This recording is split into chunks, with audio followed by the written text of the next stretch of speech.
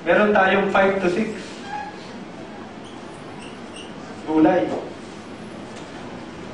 Yan ang nakakalimutan talaga ng mga tao. Hindi namin pinagbabawal totally ang maalat matataba. Pero sana po proportional. Bawat isang kain ng anong maalat, 5 kain ng gulay. Ano po paano tayo ng mga Pilipino? Ganito po. Baliktad. 0 to 1 yung gulay. 5 to 6 yung maalat matataba. Tingin po kayo sa lahat ng mga buffet na parties. Ang unang-unang nauubos, ayon sa survey ko, ay lechon. Sa lahat ng mga party na may buffet. Ang huling-huling nauubos, gulay. Pansinin niyo po sa mga buffet talaga kung gaano kadaming kukunin ng mga karne. Tapos yung gulay, kaniting lang. Ang kukunin, titikman lang. Tapos pagbalik, yung lechon na lang yung babalikan. Tapos hindi yung karne yung kukunin, puro balat. Sarap po nun, di ba? Tapos kasabay nun, beer na. Ang dami talaga natin ginagawa na excessive na. Dati ang soft drinks hindi nakakakos ng UTI, ulcer. Nung nag 1.5 liter per day ang intake, doon nagsulputan ng iba't ibang sakit. Kasi hindi naman nakakakos talaga ng sakit ang soft drinks kung hindi marami yung pag-inom. Ngayon, ang average, ginagawang tubig. 1.5 liter per day. Ang average is 6. Maglalabasan ng kidney stone, UTI, ulcer.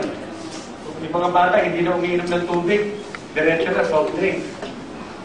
So marami po tayong napapansin ngayon na nagpapadala ng mga sakit. Kaya importante po sa inyo na tulungan niyo po kaming ibalik ang tao po sa mga gulay. Lahat po siguro na nag-share po kanina po dyan, volunteer na po yun.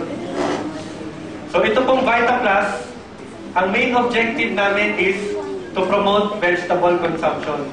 Hindi ito magiging successful kung kami mga doctors lang ang may alam po nito. So sineshare na po namin ito sa lahat ng mga tao.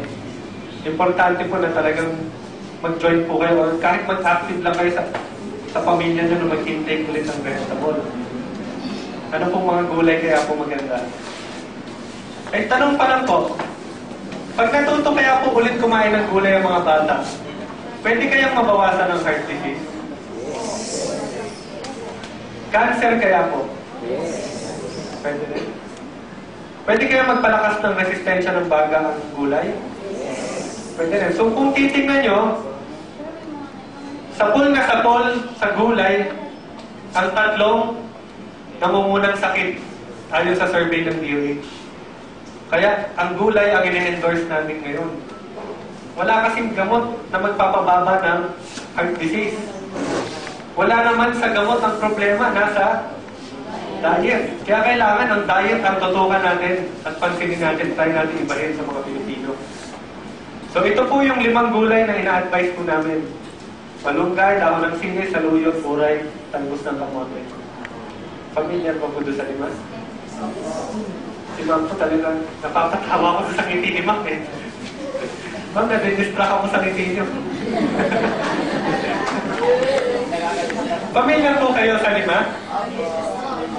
Ito kasi yung pang-4 sir. Uray. Colitis, katuray, or spinach, native spinach. Para walang malabo, Amaranthus spinosus. Yun yung talagang sigurado kami. Hindi kayo malilito. Yun yung yun po yung scientific name niya. So ito pong 5, yan po ang pinili ni Dr. Galveston based on research po niya. Ang pinakahalos masustansya po dyan, ng research na nakita ko sa internet, galing sa ibang bansa.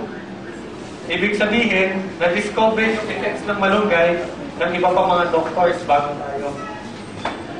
Yun po yung pinaka-nakakalungkot po sa malunggay. Ano po tayo? Eraser. Sige po, testingin natin kung ano ng Pilipino sa malunggay. Ano pong effect ng malunggay? Health benefit? Okay, may isa tayo. Pampagatas. Ano pa po? Pampatibay Calcium rich siya, pagpatibay ng buto. Iron, anti-anemia. Iron, pandagdag ng pula ng dugo. Tapos may isa pa, pampabilis magpatuyo ng sugat. Nung nag-research po ako sa malunggay, meron pong 65,000 journals. Siguro mga 5 to 10 pages each. Kung ano yung magiging benepisyo ng malunggay. Nung binilang ko po, 300 plus iba't ibang health benefits ang pwede pong makuha.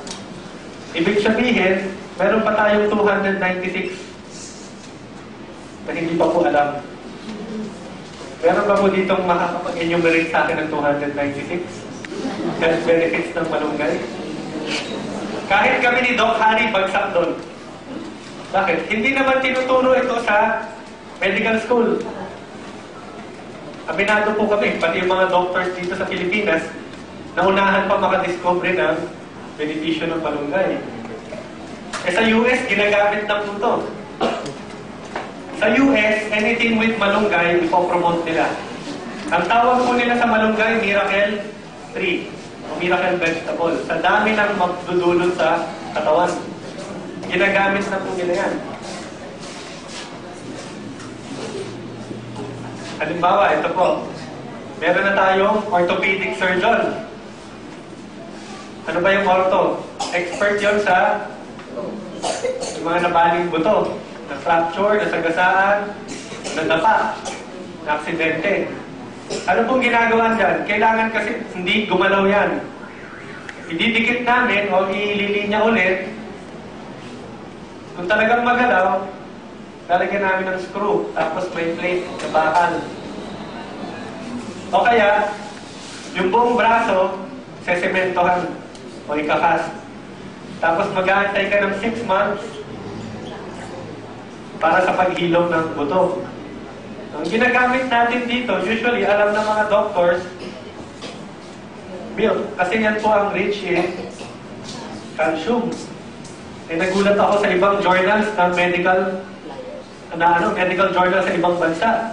Pag may na-fracture, ang ginagamit nila hindi milk. Malunggay.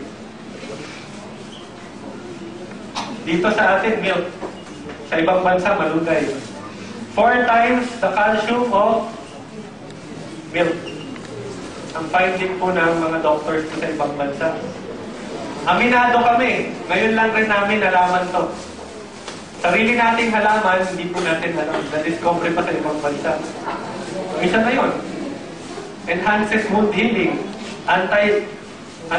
Antibiotic, antifungal, antioxidant, pang-prevent ng heart disease, cancer, pang-enhance ng immune system, panglinis ng bituka. Sino po dito sa inyo kumain ng malunggay, paglabas ng tae ng malunggay pa rin? Si Ma'am, oo. Ma'am, ganun po experience nyo? Huwag po kayong mahiya. Di ba lalo na pag-raw, yung mapait ha? Huwag naman yung puno, yung dahon lang. Kain po kayo ng dahon, raw. Papakin nyo po. Paglabas, yung iba talaga, o karamihan nagtatae. Ano ba po yung maganda sa malunggay? Rich in fiber. Ang fiber na galing sa halaman, hindi nyo talaga madadigest. Tagalinis niya ng bituka. Madadigest nyo lang yan kung kayo po ay hayop. Baka, kambing, kabayo. So, huwag po kayong mahihiya, ma'am, kung nagtae kayo sa malunggay. Kasi pag tao, hindi talaga nakaka-digest ng plant fiber.